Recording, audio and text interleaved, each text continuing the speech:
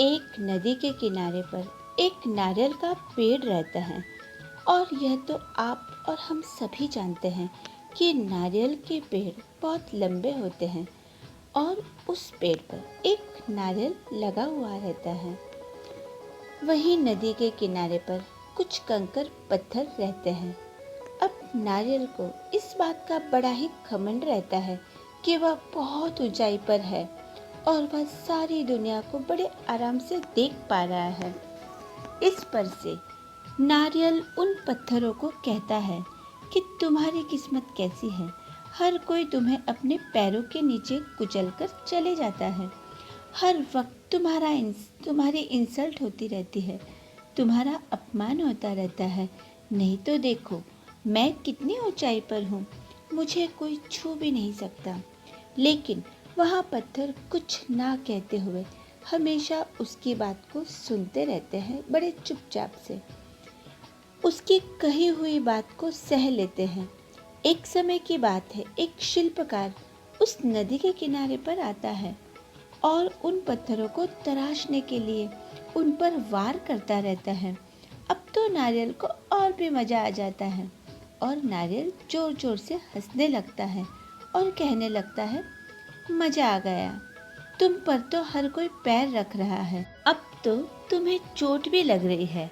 उस समय भी पत्थर चुप रह जाते हैं और कुछ भी नहीं कहते हैं। शिल्पकार एक दो दिन कंटिन्यू वहाँ आता है और उन पत्थरों पर वार करता रहता है। वार करते करते उस पत्थर को एक सुंदर सा आकार दे देता है। उस पत्थर को शालिग्राम की मूर्ति बना देता है और वहाँ पास के मंदिर में शालिग्राम की मूर्ति को स्थापित कर देता है।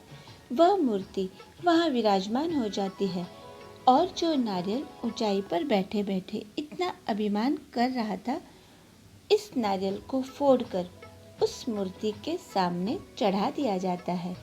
इस पर से पत्थर कहता है, सब्र का फल मीठा होता है। मैं चुप रहा, लेकिन घमंड कभी भी किसी को नहीं करना चाहिए। भले ही हम पर चोट लगी, लेकिन हमारा यहाँ सब्र का फल मीठा हुआ।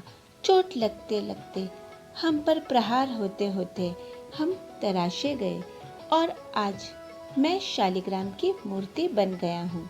मुझे प्रभु का रूप मिल गया, प्रभु का स्वरूप मिल गया और तुम स्वयं जो इतनी ऊंचाई पर थे, मेरी ही चरणों में आकर गिरे हो। इसलिए कहते हैं ना कि कभी भी किसी पर हंसे नहीं, कभी किसी का अपमान नहीं करे, क्योंकि कब कौन कैसे कितनी ऊंचाई पर पहुंच सकता है, यह आप और हम में से कोई नहीं जानता। इसलिए कहते हैं ना कि हर इंसान की अपनी एक वैल्यू होती है, हर चीज़ की अपनी एक वैल्यू होती है।